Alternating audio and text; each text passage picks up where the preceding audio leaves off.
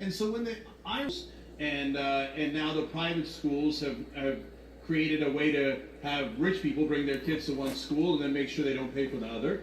But I wanted to follow up on what you said, because look, on the Statue of Liberty it says, "Give me your tired, your poor, your masses, etc." And so when the Irish were first coming in, they were dirt poor. They were escaping a famine. The Italians, dirt poor. The Jews, dirt poor.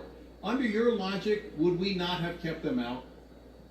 Well, no, because this is a hold on. This is a situational. Before you applaud too vigorously, I can win you. Listen, it's a situational decision.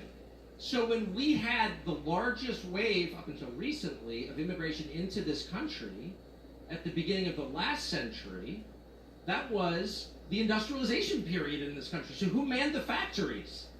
Who made the shoes? Who wove the textiles? Immigrants did. There was a massive need for labor, and we responded by importing huge amounts of labor.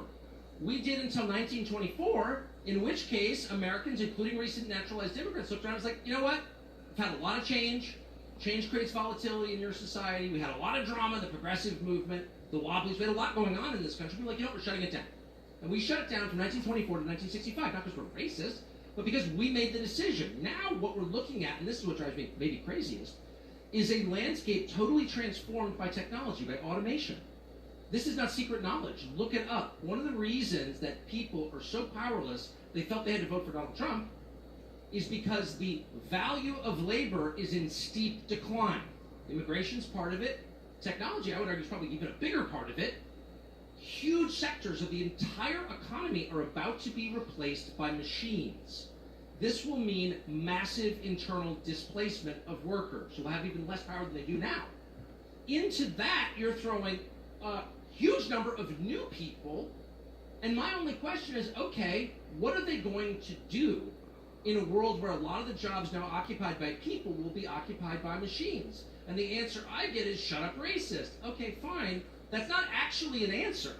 And we have an obligation, I think, if those in my business, try to convince people or whatever, to raise the question. And I can't get anybody on either side to take it seriously at all. And that's when I begin to conclude that they're totally reckless.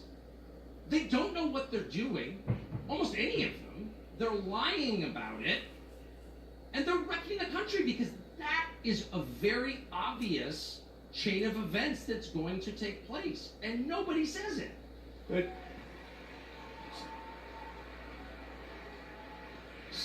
so one more follow-up there, at least, Tucker. So look, in terms of do we need the immigrants now, and what cycle are we in history in America?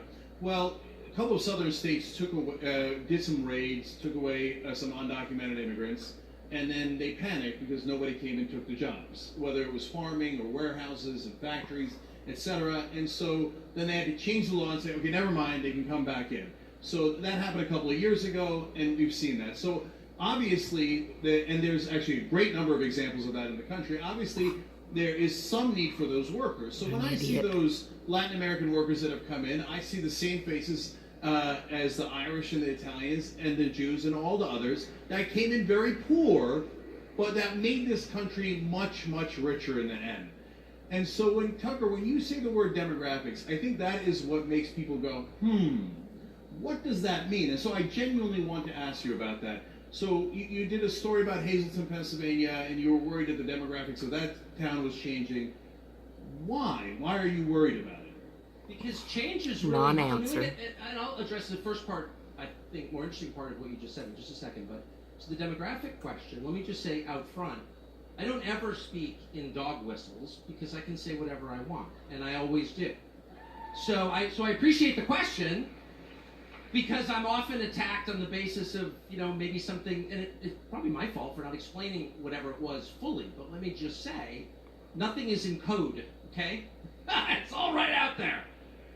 And my core concern is change and the pace of change, because I don't think that people are hardwired for it. And so you have a group, Homo sapiens, that have lived a certain way for only 10,000 years, not a big deal. Hand-to-mouth agrarian society, boom, the machine age happens with the invention of the steam engine, something totally different, causes massive displacement, revolutions around the world, half the world is enslaved by communism for 70 years in reaction to it. And you kind of catch your breath, and then you have this thing called the digital revolution, which totally changes everything again. And so one of my main, maybe my overriding concern after the wage question is how much change can people handle, actually, before they go crazy?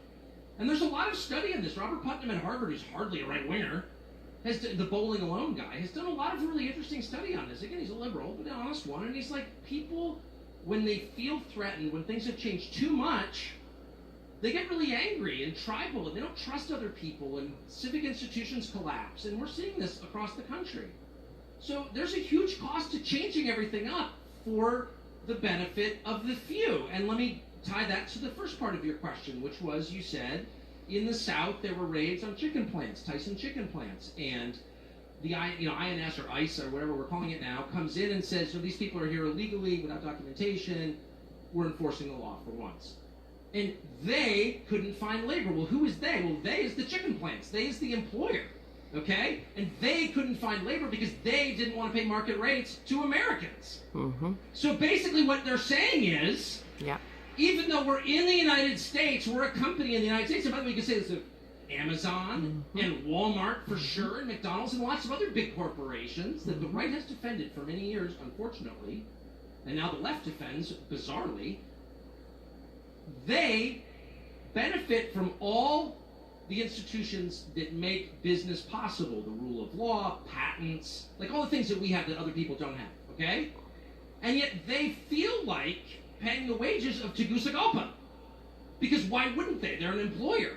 What bothers me is that no one ever calls them out on it.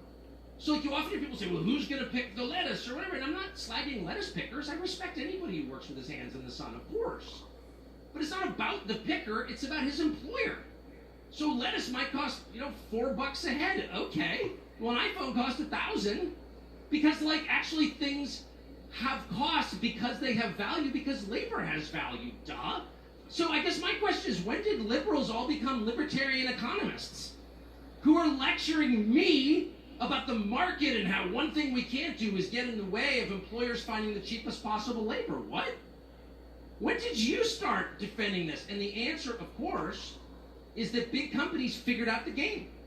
And they're like, for a very small price, we can buy the allegiance of the Democratic Party. All we have to do is fund their nonprofits, which they do, but more importantly, make a series of totally hollow symbolic gestures, like here's some new bathrooms, I'm for Black Lives Matter, leave me alone.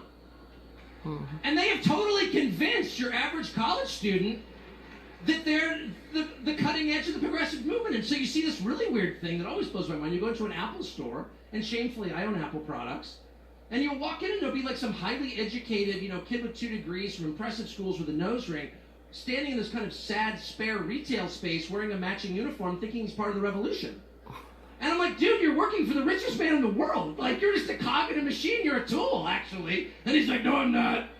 I'm picking up, yeah, whatever. But I always think, the level of delusion that they've pulled off convincing the left, don't criticize suicides at Foxconn factories because, hey, we got you on the dumb social issues don't mean anything.